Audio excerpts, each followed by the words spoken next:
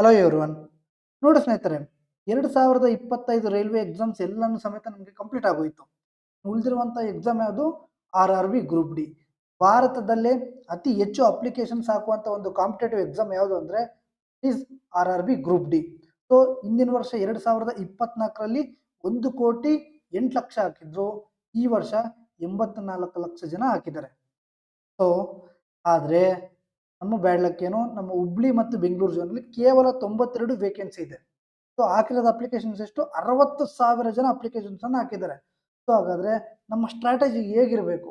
So competition high ಇರೋದ್ರಿಂದ, heavy ಇರೋದ್ರಿಂದ ನಮ್ಮ ಕಟ್ ಆಫ್ ಸಮೇತ ಹೈ ಆಗುತ್ತೆ. ಸೊ ಹಾಗಾದ್ರೆ ನಮ್ಮ ಒಂದು ರಣನೀತಿ ಯಾವ ಥರ ಇರಬೇಕು ಅಂದರೆ, ನಮಗೆ ಒಂದು ಸೀಟ್ ಬರಲೇಬೇಕು ಅನ್ನೋ ರೀತಿಯಲ್ಲಿ ನಾವು ಹಾರ್ಡ್ ವರ್ಕ್ ಮಾಡಬೇಕಾಗುತ್ತೆ. ಆ ಹಾರ್ಡ್ ವರ್ಕ್ ಜೊತೆಗೆ ನಾನು ನಿಮಗೆ ಒಂದು ಪ್ಲ್ಯಾನ್ ಕೊಡ್ತೀನಿ. ಸ್ಮಾರ್ಟ್ ವರ್ಕ್ನ ಯೂಸ್ ಮಾಡ್ಕೊಳ್ಳಿ. ಡೆಫಿನೆಟ್ಲಿ 85+ ಸ್ಕೋರನ್ನು ಮಾಡೇ ಮಾಡ್ತೀರಾ. ಕ್ಲಿಯರ್? ಸೊ ಈ ನಾಳೆಯಿಂದ ಫಾಲೋ ಮಾಡಿ. 75th ಡೇ ಹೇಳಿ. ಸೊ ಡೆಫಿನೆಟ್ಲಿ ನೀವು ಸ್ಕೋರನ್ನು ಇಂಪ್ರೂವ್ ಮಾಡ್ಕೊಂಡಿರ್ತೀರ. ಬೇಕಿದ್ರೆ ನೀವು ಚೆಕ್ ಮಾಡಿ. 75th ಡೇ ನನಗೆ ಬಂದು ಕಮೆಂಟ್ ರೂಪದಲ್ಲಿ ತಿಳಿಸಿ. ಓಕೆನಾ? ಸೊ ಸ್ಟಾರ್ಟ್ ಮಾಡೋಣ ಬನ್ನಿ.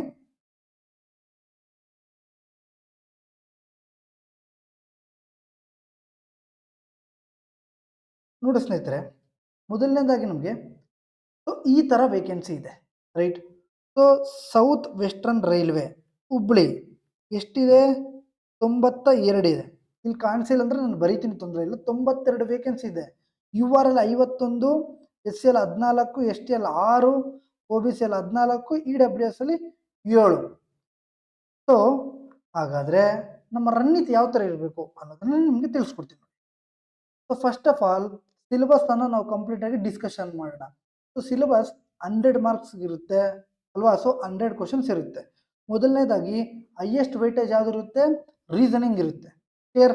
ಸೊ ತದನಂತರ ಮ್ಯಾಥಮೆಟಿಕ್ಸ್ ಎಷ್ಟಿರುತ್ತೆ? 25 ಮಾರ್ಕ್ಸ್ ಇರುತ್ತೆ. ತದನಂತರ ಜನರಲ್ ಅವೇರ್ನೆಸ್ ಮತ್ತು ಕರೆಂಟ್ ಅಫೇರ್ಸ್ ಎಷ್ಟಿರುತ್ತೆ? 20 ಮಾರ್ಕ್ಸ್ ಇರುತ್ತೆ. ತದನಂತರ ಜನರಲ್ ಸೈನ್ಸ್ ಎಷ್ಟಿರುತ್ತೆ? 25 ಮಾರ್ಕ್ಸ್ ಇರುತ್ತೆ. ಕ್ಲಿಯರ್? ಸೊ 2026 ನ್ಯೂ ಪ್ಯಾಟ್ರನ್ನ ಇಟ್ಕೊಂಡು ನಾನು ನಿಮಗೆ ಈ ಒಂದು ವಿಡಿಯೋವನ್ನು ಮಾಡ್ತಾ ಇದ್ದೀನಿ. ಓಕೆನಾ? ಸೊ ಮೊದಲನೇದಾಗಿ ರೀಸನಿಂಗ್ 2024ಅಲ್ಲಿ ನಮ್ಗೆ ಟೋಟಲ್ ಎಷ್ಟು ಶಿಫ್ಟ್ ಆಯಿತು? 101 ಶಿಫ್ಟ್ ಆಯಿತು. ಶಿಫ್ಟ್ ಆಯಿತು 101 ಶಿಫ್ಟ್ ಆಯಿತು. ಅದರಲ್ಲಿ ನಮಗೆ ಜಾಸ್ತಿ ಕೇಳಿರೋದು ಯಾವುದು? ರೀಸನಿಂಗ್ ಅಲ್ಲಿ ನ್ಯೂಮರಿಕಲ್ ಅರೇಂಜ್ಮೆಂಟ್ಸ್.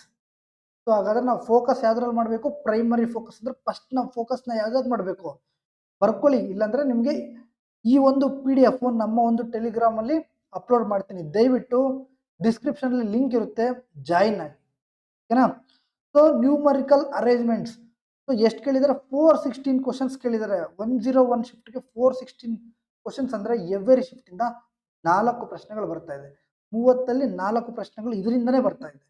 ಅದಾದಮೇಲೆ ಕೋಡಿಂಗ್ ಡಿಕೋಡಿಂಗ್ 378 ಕ್ವಶನ್ಸ್. ಓಕೆ. ಅದಾದಮೇಲೆ ಸಿಟ್ಟಿಂಗ್ ಅರೇಂಜ್ಮೆಂಟ್.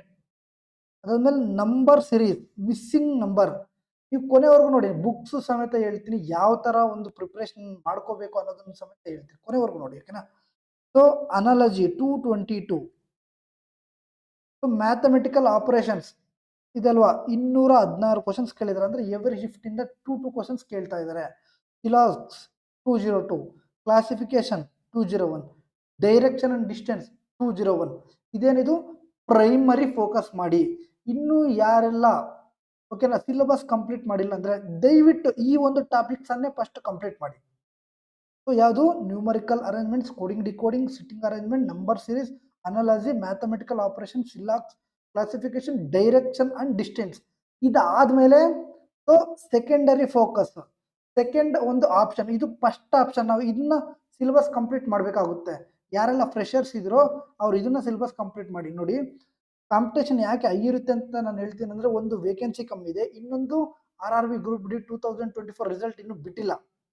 ಸೊ ಅವರು ಸಮೇತ ಈ ಒಂದು ಎಕ್ಸಾಮ್ನ ಅಟೆಂಡ್ ಮಾಡೇ ಮಾಡ್ತಾರೆ. ಎಲ್ಲರೂ ಚೆನ್ನಾಗಿ ಬರೆದಿರೋರು ಎಲ್ಲರೂ ಸಮೇತ ಅಟೆಂಡ್ ಮಾಡೇ ಮಾಡ್ತಾರೆ. ದಯವಿಟ್ಟು ಸೀರಿಯಸ್ ಆಗಿ ತಗೊಂಡು ಈ ಒಂದು ಟಾಪಿಕ್ಸನ್ನು ಕಂಪ್ಲೀಟಾಗಿ ಪ್ರಾಕ್ಟೀಸ್ ಮಾಡಿ. ನಾನು ಹೇಳ್ತೀನಿ ನಿಮ್ಗೆ, ಕೊನೆವರೆಗೂ ನೋಡಿ, ಎಲ್ಲನೂ ಸಮೇತ ನಿಮ್ಗೆ ಹೇಳ್ತೀನಿ. ಓಕೆನಾ?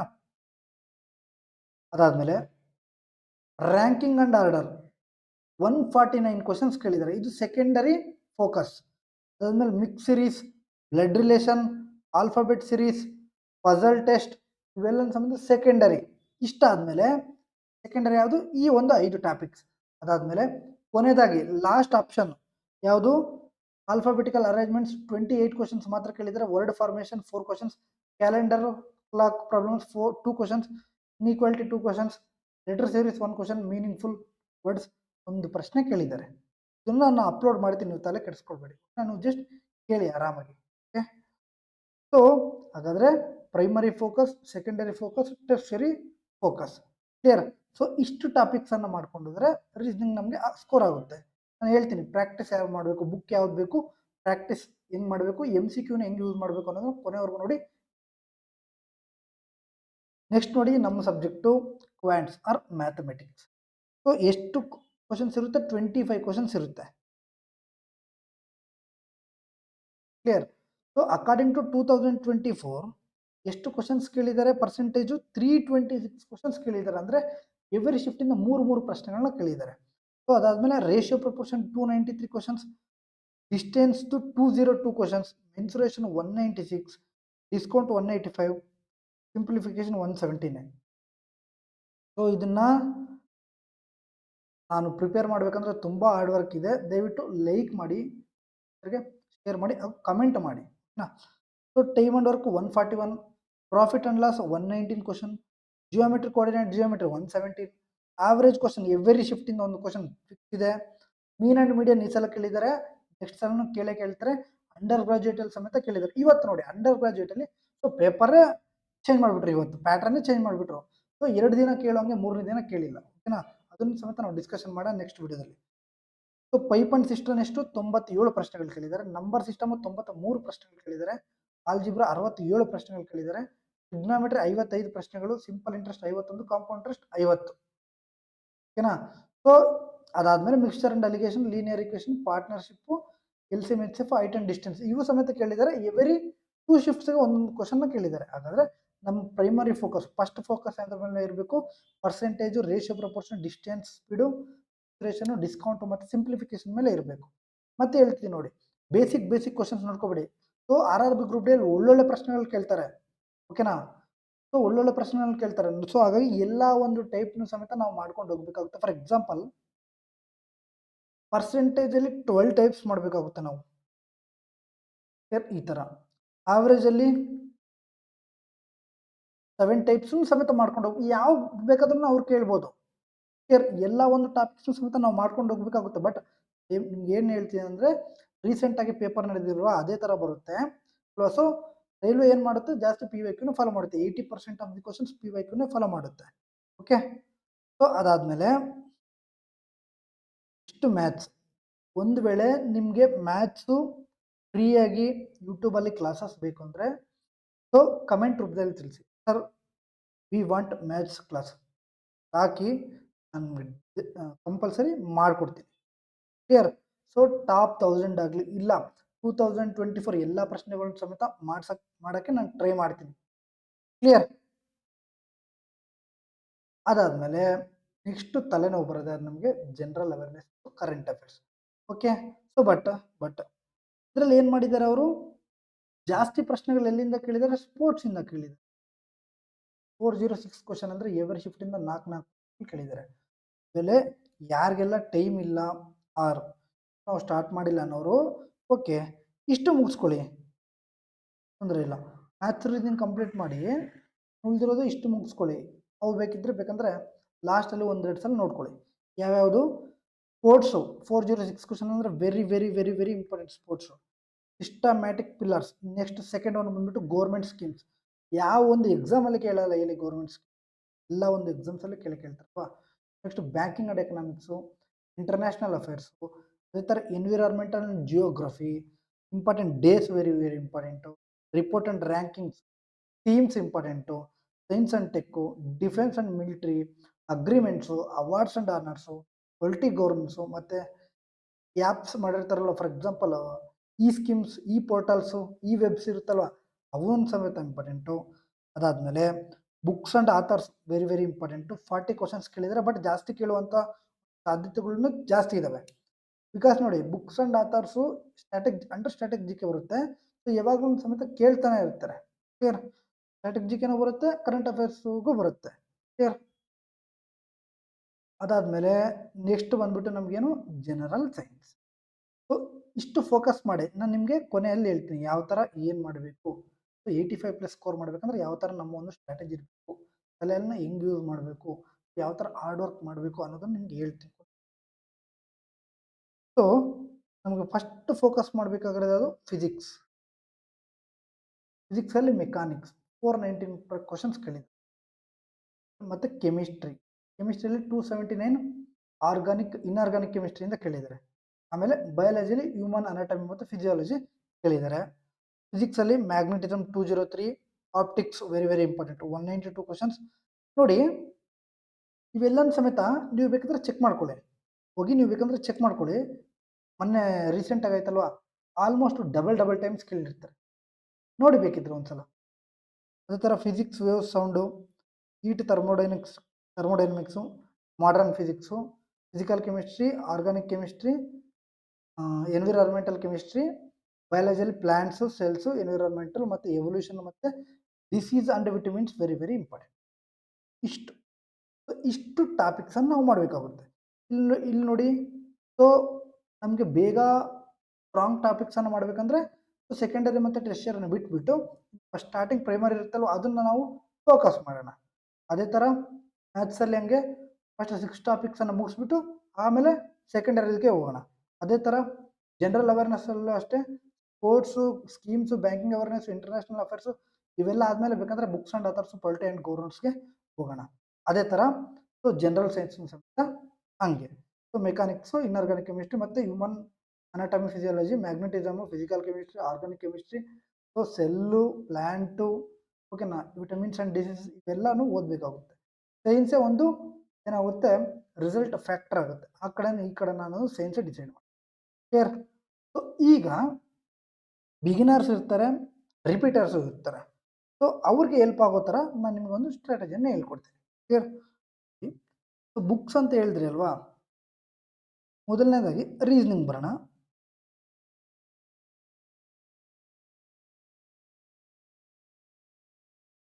ಸೊ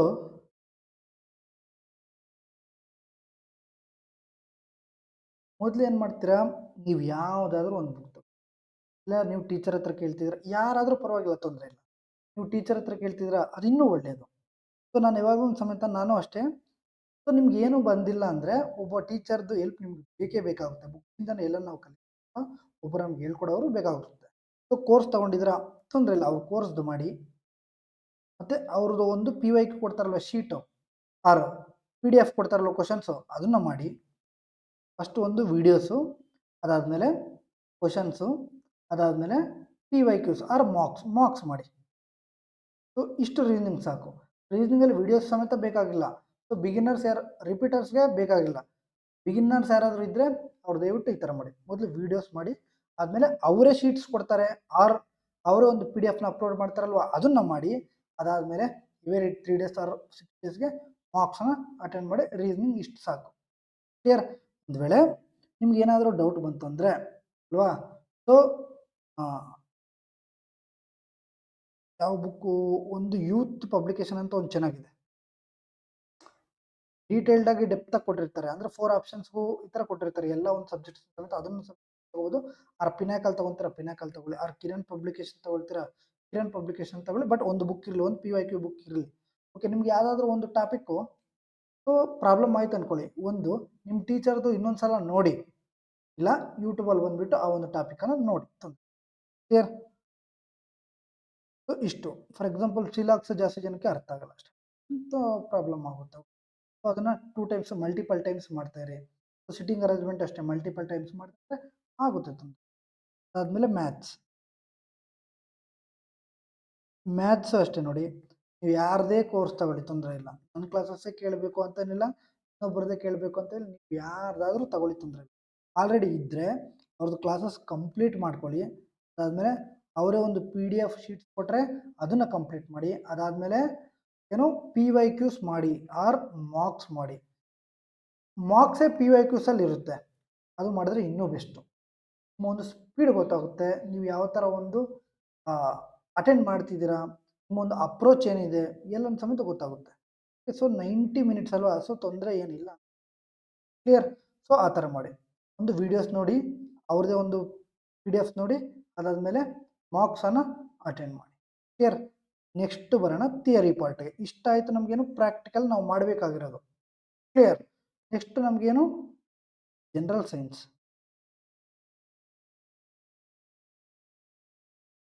ಸೊ ಜನರಲ್ ಸೈನ್ಸ್ ಸಮೇತ ಅಷ್ಟು ವೀಡಿಯೋಸ್ ನೋಡಿ, ಪ್ಲಸ್ ಯಾವುದಾದ್ರೂ ಒಂದು ಬುಕ್ ತಗೊಳ್ಳಿ.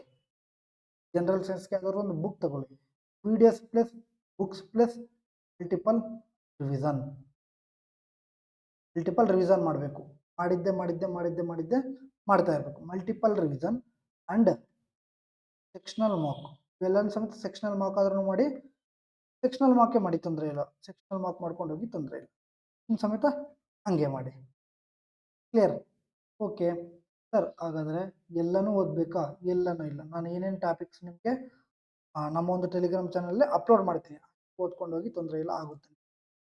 85+ ಸ್ಕೋರ್ ಆಗೇ ಆಗುತ್ತೆ. ಇಷ್ಟು ಮಾಡಿದ್ರೆ ಹೇಳ್ದಂಗೆ ಮಾಡಬೇಕು. ಏನಂದರೆ ವೀಡಿಯೋಸ್ ನೋಡಬೇಕು, ಅವ್ರದ್ದೇ ಒಂದು PDF ಶೀಟ್ಸ್ ಮಾಡಬೇಕು, ಅದಾದಮೇಲೆ ಮಾರ್ಕ್ಸ್ ಮಾಡಬೇಕು. ವೀಡಿಯೋಸ್ ನೋಡಬೇಕು, PYQs ಅವ್ರದ್ದೇ ಮಾಡಬೇಕು, ಶೀಟ್ಸ್ ಮಾಡಬೇಕು.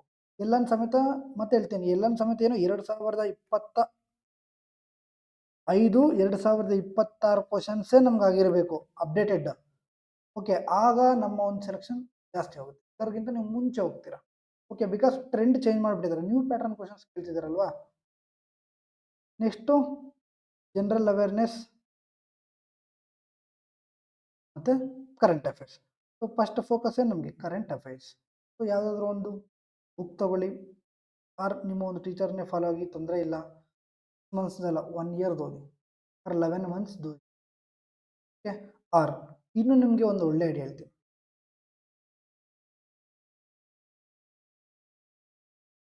So railways 2025